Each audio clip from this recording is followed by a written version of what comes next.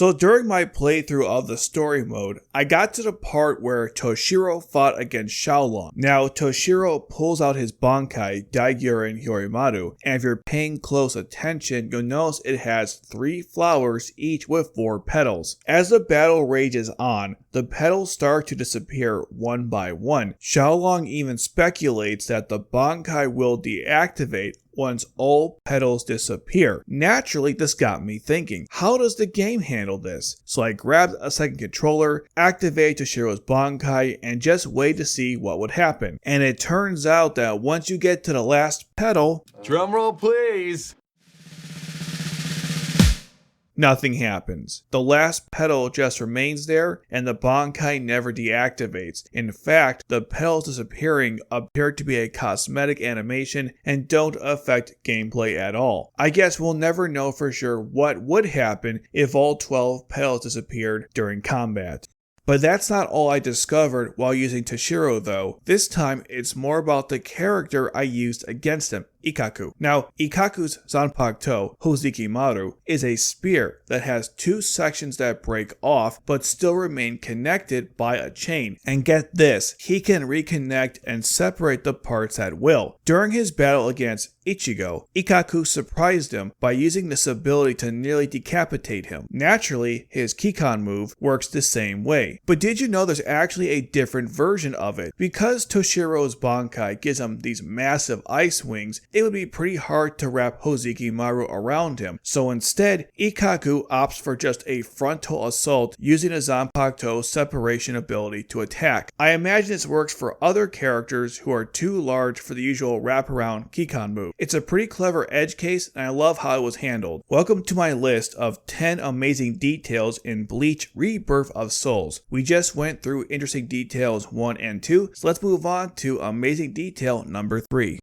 So while using Toshiro, I started thinking about his epic battle against Espada number 3, Haribel, which made me really want to see 2 high-ranking Espada fight. And what better place than Hueco Mundo, specifically Las Noches, and that's when something really cool happened during that battle. If you remember during Yukiura's fight against Ichigo, after Ichigo puts on his hollow mask, Yukiura actually breaks through the ceiling of Las Noches before activating his resurrection. Now why does he do that? Well, he explains that because of the overwhelming power of Espada ranked 4 and above, they need to perform their resurrection outside of Las Noches or it could literally destroy the castle. So back to the battle. While I'm fighting against Haribel, she activated her evolution, and guess what? She broke out of Las Noches right before going into her resurrection. Of course, Yukiura does the same thing during gameplay. Stark would have done the same thing, but sadly he starts out in his resurrection form by default. It's a shame though, because I would have loved to use his base form in action during gameplay.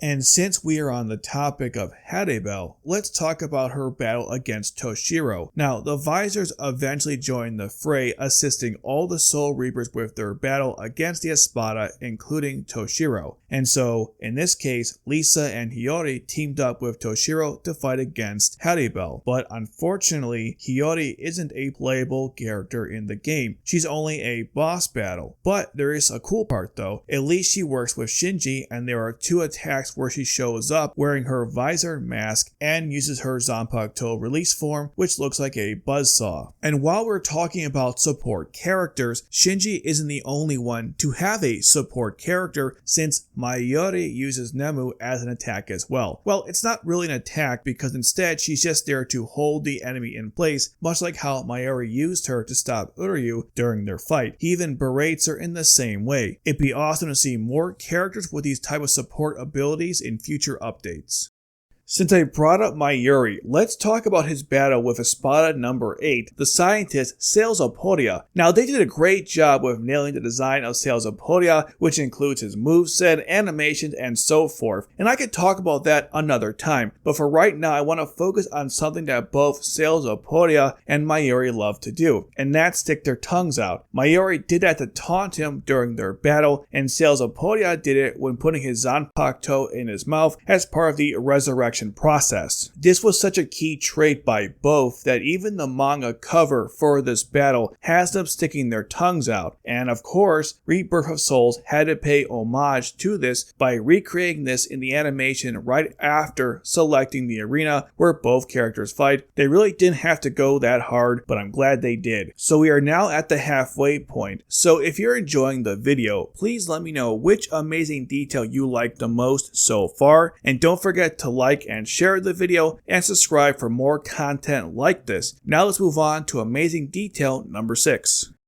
Now let's move on to someone completely different, but way more important, no offense Mayori, and that's Sasuke Aizen, the main antagonist of Bleach. Aizen's greatest strength, besides his overwhelming spiritual pressure, is his Zanpakuto Kyoka Sugetsu. His Zanpakuto allows him to control all 5 senses of anyone who sees it, hence why it's called complete hypnosis. This came in handy many times, like fooling everyone into thinking he's dead or getting everyone to nearly kill Momo. I'm still not sure how she lived after that. And yes, Aizen can use this ability in the game. It's actually quite easy to pull off. Just make sure you got 2 reverse gauges filled, then when your opponent tries to use their Kikon move, just use the same button combination for an evolution. If you time it right, you'll get this awesome animation instead of seeing your opponent's Kikon move.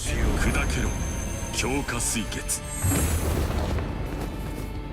一体いつから強化水月を使っていないと錯覚していた And the best part, it restores your Reishi meter, but it can only be used once in a battle, and it only works in its base form. Now there's one key weakness to his Zanpakuto's ability. Do you know what it is? If you said the enemy has to first see the Zanpakuto for Aizen to use it on them, Exactly right! but there was someone who hadn't seen his Zanpakuto, Ichigo, and that's why the Gote 13 considered Ichigo to be their ace in the hole to stop Aizen. So how does this work in the game? Well, unless I'm really bad at it, which let's be real, is most likely the case, Aizen can't use Kyoka Sugetsu on Ichigo for that very reason. It's such a cool subtle detail they added, but it doesn't just stop there, because there's someone else Aizen's ability doesn't work on, Tosen, because he can't see. Another awesome twist from the Soul Society arc, and of course during gameplay Aizen can't use it on Tosen as well. This is an insane level of detail that the devs add to the game, and it deserves to be celebrated, and arguably the best detail in the game.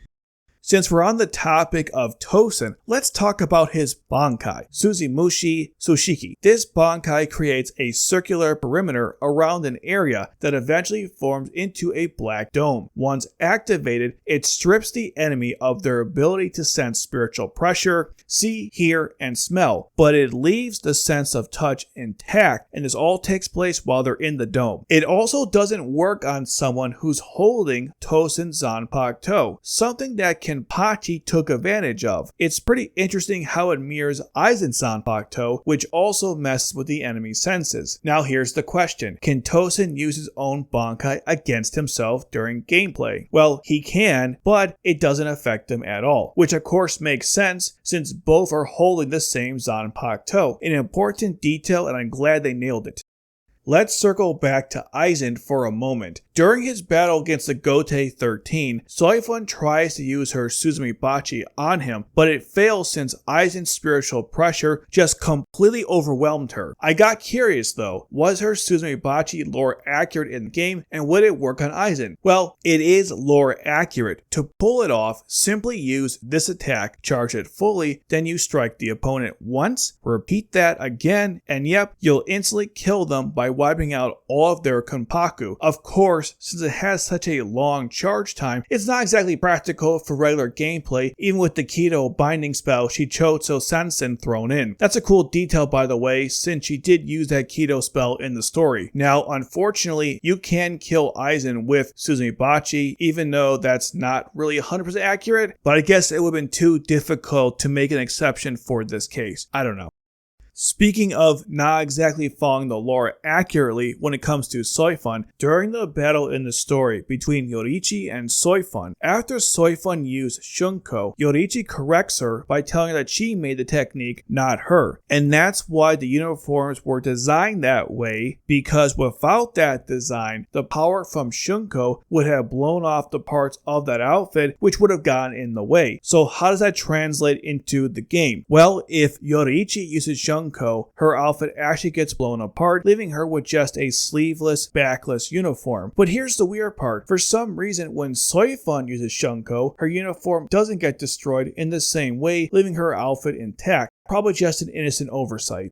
Let's keep this trend going by discussing a few more fun mistakes or lore inaccuracies in the game. So after Ichigo's apparent death at the hands of Kenpachi, he ends up in his inner world where he battles his hollow form. During this fight, he uses an Asauchi over his normal Zanpakuto since his hollow had it. In the story mode, you get to reenact this fight, and sure enough, Ichigo uses an Asauchi, but here's where they didn't fully commit to the details. Try blocking during the fight. You'll notice the animation for blocking is the same as his normal one with Zanpakuto rather than a custom one for the Asauchi. Another fun error comes during the story mode where Ichigo uses Bankai to fight Grimmjow, and this was their first encounter. Now, notice anything wrong here in the animation after he activates it? Let's see. The outfit is what he wears with his Shikai form, so that's wrong, and his sword now resembles the Zanpakuto he used during the substitute Soul Reaper arc, also incorrect. Other than that, it's totally fine, and thankfully we'll go back to how it's supposed to look during gameplay and future cutscenes. And since we started with Toshiro, let's end with another disappointing detail not in the game. Normally, while in Bankai, Toshiro will use his wings to block attacks by having them cover him, which makes him look like an ice ball. In the game, the animation is just him holding up his sword, which is odd because they made sure to include the petal disappearing animation, but forgot to include a lore accurate block animation for his Bankai. And that's it for this one. If you enjoyed this breakdown, I'll be making another one focusing on unique details about characters like Salzaporia, Stark, and so much more. Until then, if you want my thoughts on the game, check out my comprehensive review, which you can watch right here.